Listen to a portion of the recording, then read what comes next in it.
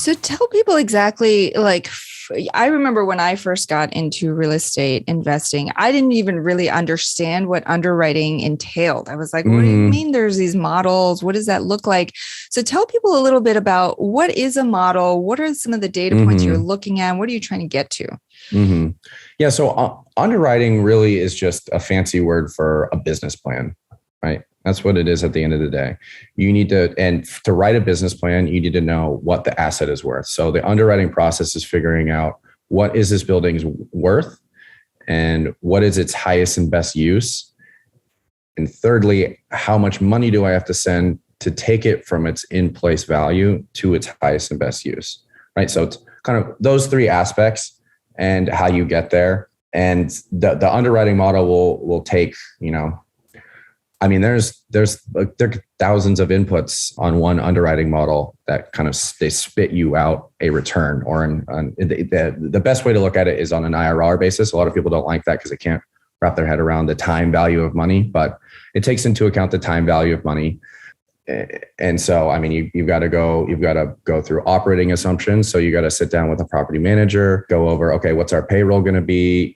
What kind of admin, bank charges, legal, accounting expenses are we going to have? What are the utility bills going to be? What are the real estate tax bills? In some states, real estate reassessments are on 3-year cycles. Some of them are on 5-year cycles. Some of them reassess right when you buy the property.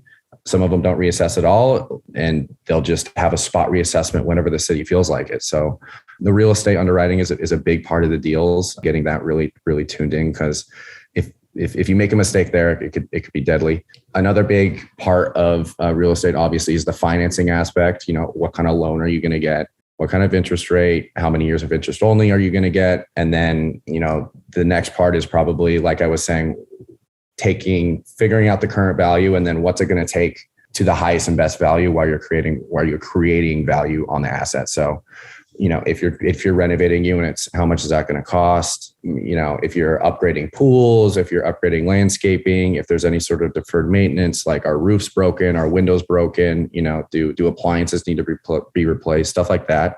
So coming up with a budget up front, coming up with your operating expenses going forward, and then your financing assumptions up front to kind of calculate your percentage return. And then once you start getting in the flow of looking at deals, you start comparing the deals against each other and say, okay, this one's a little bit riskier and the returns are lower, probably going to pass on that one. Or this one, the returns are high and the risks are high, but we feel that the returns justify the risk. So that's always a big part of what we're doing. Once you get past the underwriting for a deal, you're comparing it to other deals you have in the marketplace and picking the best risk-adjusted return, I would say. So could two people underwrite the same deal completely differently?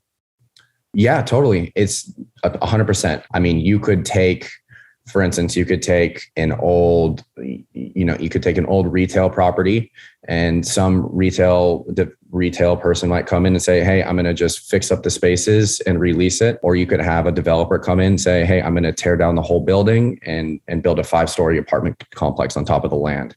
The returns for the apartment complex would obviously be much higher because there's more risk. And the person who's just buying the retail space to rent it back out, taking less risk, and will have less reward. So yeah, definitely two different groups could look at things, a million different ways, especially with land too, because it's such a blank canvas for people.